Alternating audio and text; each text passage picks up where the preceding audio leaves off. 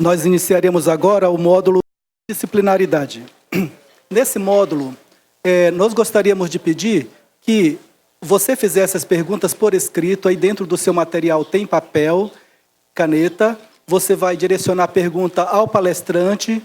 Por favor, coloque o seu e-mail. Se porventura não der tempo, do final do módulo, termos uma mesa para perguntas e respostas, essas respostas serão direcionadas para o seu e-mail pelos palestrantes.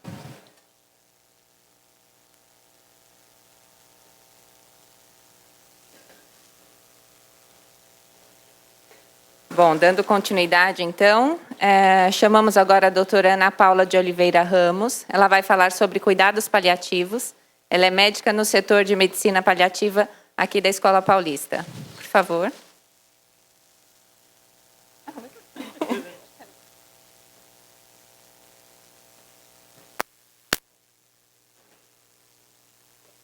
Boa tarde. Eu gostaria de agradecer à comissão pelo convite. É um prazer estar aqui e dividir um pouquinho a nossa experiência com vocês. Cuidados paliativos é uma especialidade médica que existe desde a Idade Média, na realidade, se a gente for olhar realmente com carinho a história. Durante as cruzadas, quem se machucava ia parar nas hospedarias que não conseguiam completar as cruzadas. E nas hospedarias, nas santas casas, nos conventos, esses pacientes eram cuidados tentando dar um suporte espiritual, porque tratamento, na realidade, não existia, né? E isso foi passado dentro dos conventos, as santas casas, o apoio, e foi perdido no decorrer do tempo. Na década de 60, na Inglaterra, houve uma enfermeira que voltou a se compadecer, inicialmente com pacientes oncológicos. E, a partir daí, se fez uma série de estudos e observou-se que existe como tratar aqueles que são considerados intratáveis, incuráveis. Existe muito o que fazer. E é isso que os cuidados paliativos fazem. A gente trabalha com pacientes com doenças sem possibilidade de cura. Tá? Próximo, por favor. A Organização Mundial de Saúde reconhece cuidados paliativos como especialidade médica, então é medicina paliativa, e fez a definição onde fala que cuidado paliativo é uma abordagem que melhora a qualidade de vida dos pacientes e seus familiares frente a problemas associados a enfermidades que ameaçam a vida, através de prevenção e do alívio do sofrimento, através da identificação precoce, avaliação precisa e tratamento impecável de dor e qualquer outro sintoma físico, psicossocial ou espiritual. É a primeira vez na história da Organização Mundial de Saúde que se fala sobre espiritualidade como parte do tratamento médico dos pacientes. Próximo, por favor. Então, como é que a Organização Mundial de Saúde define como é que deve ser feito? Então, o cuidado paliativo deve ser aplicado precocemente no curso da doença em concomitância. Vejam, essa definição está ligada ainda a paciente oncológico. Essa é a última revisão que a gente tem da definição, que é a definição de 2004. Tá? Por isso que ela mantém a parte de oncologia. Tá? Então, em conjunto com terapias que têm intervenção de prolongar a vida, como quimioterapia ou radioterapia, e também inclui investigações necessárias para compreensão e manejo de complicações clínicas que provocam qualquer tipo de sofrimento. Próximo, por favor. Nosso objetivo vai ser o quê? Cuidar sempre. Todo paciente é um paciente único e que tem os seus sintomas únicos. E não é por isso que a gente não vai conseguir tratar. A gente tem uma série de literatura, um monte de estudo. Medicina baseada em evidências, são estudos claros que mostram o benefício. Próximo. Aonde a ELA entra em cuidados paliativos? A ELA, apesar de tudo que a gente viu até agora, ainda a gente não tem nenhum tratamento que visa a cura. Mesmo nos casos onde o paciente conseguiu voltar a andar, a gente está falando de doença controlada, não de doença curada. Se a gente tirar a medicação, como é que vai evoluir essa doença? Então não é cura. Ainda são tratamentos que prolongam a vida, tentam manter a qualidade de vida, mas não dão cura. E aí a gente pode ajudar em toda essa experiência que a gente tem nos pacientes oncológicos e fora também não oncológicos, no cuidado. Então, todo o tratamento da ELA, ele é paliativo. A gente não vai conseguir, pelo menos até esse momento, dar cura para o portador de ELA. Próximo. Os cuidados e as condutas devem sempre ser coordenados por equipe multiprofissional. Quem tem contato com a Abrela sabe que a gente tenta sempre dar esse suporte, fazer todo esse acompanhamento multiprofissional, porque cada profissional vai ter um cuidado a mais e consegue melhorar a qualidade de vida. Nos cuidados paliativos, a gente faz isso continuamente. A ideia é sempre ter o atendimento, inclusive multiprofissional conjunto. Tá? Como eu falei, certo? A gente trata não só o paciente, como os familiares e os cuidadores. A gente trata o que a gente chama de unidade de cuidar. E nisso entra junto o profissional de saúde, seja ele paliativista ou não. Esse profissional também se desgasta. E ele também é visto com carinho na abordagem paliativa. Certo? E sempre a gente tem que trabalhar muito com a comunicação. O próximo, por favor. Como eu falei, então as condutas devem ser disponíveis simultaneamente com a terapia curativa, e quando não tem certas terapias que visam modificar ou prolongar a evolução da doença. E a gente sempre tenta levar esperança, paz, tanto ao paciente quanto aos seus familiares, certo? Durante todo o processo da doença.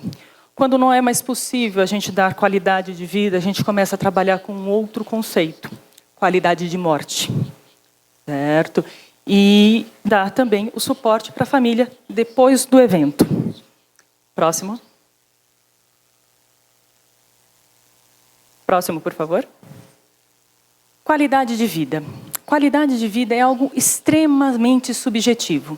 A gente sempre tem uma expectativa da nossa qualidade de vida muito, mas muito superior do que a nossa realidade é. Nesse gráfico, a linha pontilhada indica a nossa expectativa. A linha contínua fala sobre a nossa realidade. A gente sempre sonha mais, a gente sempre gostaria de ter um dinheiro a mais, um carro a mais, uma casa melhor, ter mais férias, certo? Então, a nossa expectativa sempre vai ser maior do que a realidade. Como é que a gente trabalha com isso? Próximo. A gente tenta reduzir a qualidade, a expectativa. Próximo. E aumentar a realidade. Como é que a gente fala isso? Explicando aquilo que a gente vai conseguir melhorar, aquilo que a gente não consegue melhorar, aquilo que a gente consegue melhorar parcialmente. Quando você consegue fazer isso de uma forma clara, a gente consegue acabar fazendo que as duas curvas se coincidam. E aí a gente consegue efetivamente melhorar a qualidade de vida. Próximo, por favor. Próximo. É lógico, a qualidade de vida é algo que se modifica durante o tempo. Nesse momento, qualidade de vida era uma coisa. Próximo. Nesse é outra. Certo? E não é por isso que a gente não consegue tratar e dar qualidade de vida. Como a gente tem aqui na plateia, muitos familiares, muitos pacientes, vocês sabem do que eu estou falando. Dá para ter qualidade de vida, certo? Só que com uma expectativa um pouco diferente, dependendo do momento. Próximo. Como eu falei para vocês, a nossa grande experiência vem do paciente oncológico. Por quê? A evolução do paciente oncológico é algo bem, entre aspas, de uma forma bem coloquial, é dentro do esperado. Você sabe, certo? Quando o paciente, o tumor sai de um lugar, vai para o outro, ele se torna metastático, dependendo do local dessa metástase, você sabe como é que ela vai evoluir, você consegue, com as estatísticas, pelo número de pacientes que a gente tem com oncológicos e quantidade de estudos que tem, você consegue ter uma noção de... A estatística é fiel sobre a sobrevida desses pacientes. Então, nesse estudo britânico, ele mostra como é que é a evolução da doença até a morte e como a funcionalidade do paciente ele vai caindo com o decorrer do tempo. A curva superior à direita é a do paciente oncológico, onde você tem uma funcionalidade muito boa durante muito tempo, até que em algum momento ele tem uma piora da doença e acaba tendo uma perda de funcionalidade e a morte. No paciente com doença crônica, e aí entra pacientes com insuficiência cardíaca, com insuficiências hepáticas, falências renais, isso não é bem igual. A gente acaba tendo umas evoluções diferentes, onde você vai tendo uma perda de funcionalidade durante o tempo. Em alguns momentos se fazem infecções, algumas pioras agudas. Nessas pioras você tem uma perda maior de funcionalidade e depois você pode recuperar ao normal ou um pouco a menos. E isso vai reduzindo até que, numa dessas complicações, o paciente evolui a óbito. No paciente com demência, por exemplo, a gente tem uma evolução totalmente diferente. A gente tem uma perda de funcionalidade muito grande e um tempo de sobrevida extremamente longo. Certo? Quando esse paciente vai partir, a gente não sabe. Certo? A gente sabe que existe uma perda e uma perda de funcionalidade, um gasto emocional extremamente importante, seja para o paciente, seja para o familiar, o cuidador, e isso demanda uma atenção muito grande. Com isso, a gente conseguiu transferir a experiência que a gente tem do paciente oncológico, o tratamento de sintomas do paciente oncológico, para toda essa população. E a gente consegue hoje fazer esse suporte para os pacientes também não oncológicos. E a ela entra nessa história. Há 6 anos atrás, quando o doutor Acari pediu para a gente começar a acompanhar junto os pacientes com esclerose lateral, eu fui atrás de literatura sobre cuidados paliativos em esclerose lateral amiotrófica. Não existia absolutamente nada. Fui atrás dos grandes nomes de cuidados paliativos, a gente teve conferências com grandes professores em congressos, fui falar assim, por favor, me ajudem, aonde eu vou achar literatura sobre isso? E eu escutei de forma unânime, não há. Faça bom prontuário, documenta e publica. Não existe. É uma doença rara, pouca gente trabalha com isso e não se sabe. De 6 anos para cá, isso modificou muito. E eu tenho orgulho de falar que hoje a gente tem, inclusive, tratados. A gente tem livros de cuidados paliativos em esclerose lateral amiotrófica. Certo? Então, a gente conseguiu andar muito. E isso a gente consegue dar qualidade para vocês. Próximo. Então, a ideia é trazer alívio de qualquer tipo de sofrimento, afirmar a vida e considerar a morte como um processo natural, faz parte da vida. A gente não acelera nem posterga a morte e tenta integrar os aspectos psicológicos e espirituais no cuidado do paciente. Próximo. Próximo. Nesses novos estudos, a gente acabou aprendendo muito sobre algo que a gente trabalha nos pacientes oncológicos e conseguiu aproveitar isso para os pacientes com ela, que a gente chama de diretivas antecipadas, ou diretivas avançadas. Qual é a ideia? Certo? É tentar documentar e dividir todos os cuidados, as tomadas de decisões, junto com quem tem a doença e com quem está cuidando. Essa é a proposta. Próximo. Então, como é que a gente poderia fazer essa tomada de decisão? Essa tomada tem que ser dividida, tem que ser entendida. Você estando aqui, estudando, vindo, ver parte médica, como é que funciona, faz parte disso. Vocês estão tomando decisões. Certo? E essa decisão entra, como por exemplo, sobre o tratamento modificador da doença, o riluzol. Em algum momento ele vai ter que ser suspenso, a gente tem que saber que ele vai ser suspenso em algum momento. Né? Quando esse paciente aceita a ventilação não invasiva, a gente sabe do desconforto da máscara, a gente sabe que tem mecanismos, máscaras que ajudam, mas tem paciente que não aceita. A questão da gastrostomia, a indicação precoce dela, certo? Se o paciente aceita parar de comer por boca, a gente já teve a oportunidade de ver pacientes que não aceitavam hipótese alguma. Ela foi para a gastrostomia quando realmente nem líquido descia. E isso acabou atrapalhando muito a qualidade de vida dela. Se esse paciente quer ou não ser submetido à ventilação invasiva, vamos fazer traqueostomia nesse paciente.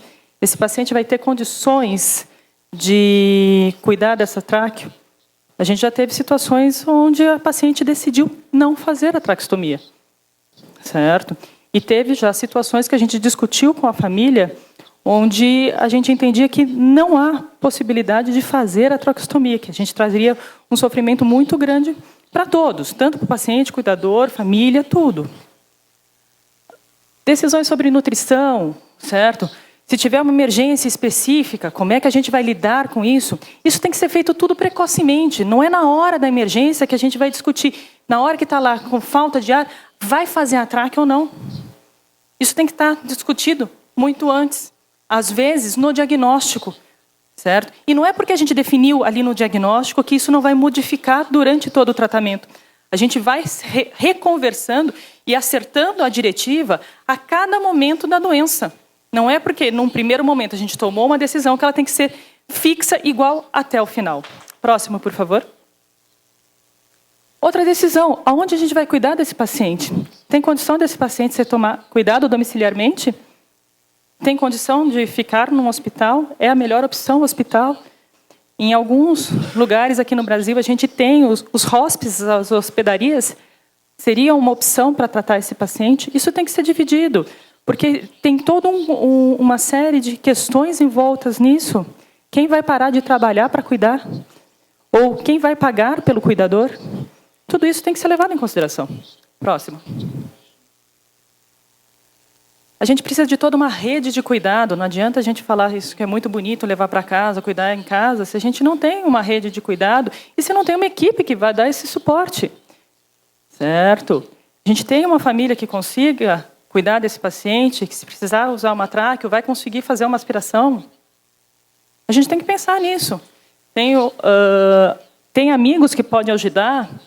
Se a gente tiver um problema básico que a gente muitas vezes não considera, e se falta energia, como é que a gente vai fazer esse suporte? Como é que entrar em contato com a empresa de energia elétrica para não faltar? E se faltar, como é que faz? Se faltar muito tempo, o meu no-break falhou, para onde eu vou correr com esse paciente? Tudo isso tem que estar muito bem esquematizado e prévio, muito antes do acontecimento. Se a gente vai envolver outros profissionais, a gente também precisa ter contato, saber como é que vai ser feito todo esse acompanhamento. O próximo. Temos que pensar também nos assuntos pessoais. A gente acaba sendo muito intrometido, certo? Porque não adianta eu fazer uma prescrição maravilhosa, linda, que vai ficar na gaveta porque não tem dinheiro para comprar. Porque se comprar o remédio, não vai ter dinheiro para comprar comida. Certo? Então, a gente tem que ver a situação financeira, certo? Quais são as restrições financeiras no tratamento desse paciente. Pensar antecipadamente na indicação de um testamento, conversar se temos bens, como é que a gente vai fazer isso? Tá? Se precisar um apoio espiritual específico, detalhes de funeral, porque tem pacientes que fazem questão disso, de ter todo um ritual. Então, isso tem que ser pensado, tem que estar claro antes do momento. Não adianta, depois que o leite derramou, depois que o paciente partiu, não adianta pensar, e se ele quisesse outra coisa? Tá? Próximo. Dessa forma, essa conversa tem que ser proativa de ambos os lados, seja da equipe profissional, seja da família e do próprio paciente. É difícil ter uma conversa dessa? É. Certo? Mas precisa ser feito. Certo? A opinião do paciente é ele que está doente, a vida é dele. Apesar da Constituição falar que nossa vida pertence ao Estado. Certo? Mas a opinião dele tem que ser levada em consideração. Até onde ir? Certo? O que fazer? Certo? A gente vai deixar essa comunicação escrita e pensar também num procurador, num momento precoce. Certo? Quem vai tomar a decisão por mim no momento que eu não puder tomar essa decisão? Isso é extremamente importante. Próximo. E por que isso tem que ser tomado com muita atenção e muito cuidado? A gente trabalha com alguns conceitos éticos sobre morte, onde eutanásia, a gente faz uma ação ativa e desproporcional que leva à morte. A gente não trabalha com eutanásia em cuidados paliativos. A gente trabalha com um outro conceito que chama ortotanásia.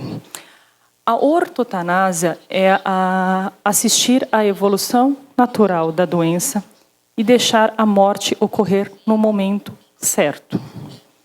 Existe um outro conceito ético chamado de distanásia, onde existe o prolongamento artificial da vida a todo custo. Por que eu estou conversando isso com vocês e estou falando sobre diretivas? Porque a gente já teve a oportunidade de acompanhar uma paciente, e eu gostaria de dividir isso com vocês, porque foi uma situação extremamente estressante para todos. Uma paciente com ela, evolução de 15 anos, há 7 anos sem comunicação nenhuma. Um belo dia, ela olhou para o marido e falou, não vou falar mais nada. E a partir daí não falou mais. Não sei se perdeu o timing de falar. Certo? Se mudou de opinião, a doença evoluiu e ela não pôde mais falar, porque nesse momento ela já trabalhava com tábua de letras. Quando eu cheguei para conhecê-la, ela tinha movimento de piscar de um único olho, certo? Com um leve movimento de lateralização do olhar. Era só isso. E aí, certo? Depois de já algum tempo acompanhando essa paciente, teve alguém que foi falar para a família, o que vocês estão fazendo não é distanásia?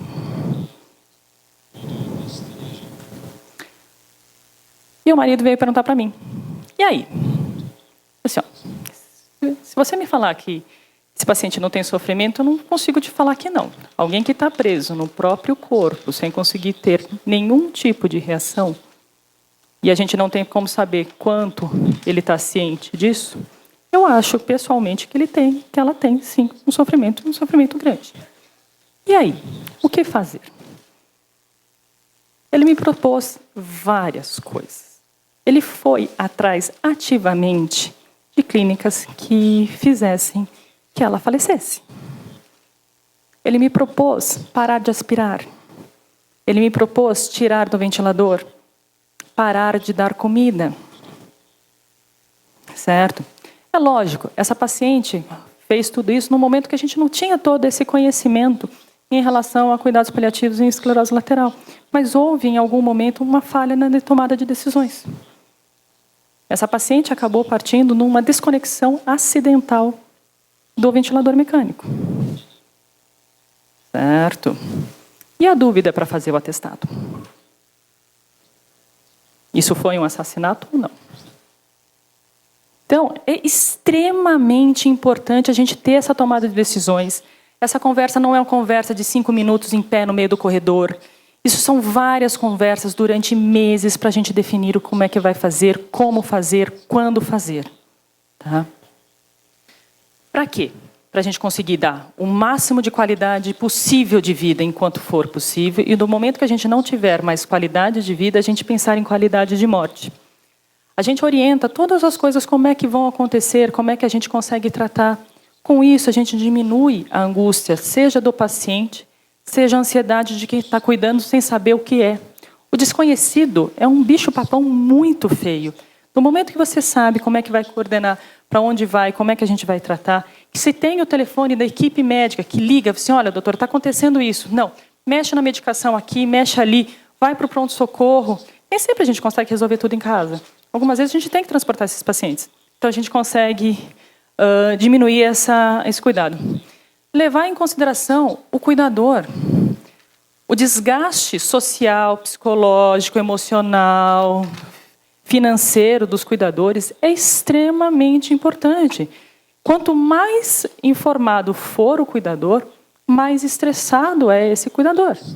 E a gente acaba vendo que esses cuidadores acabam desenvolvendo patologias psiquiátricas, propriamente dito.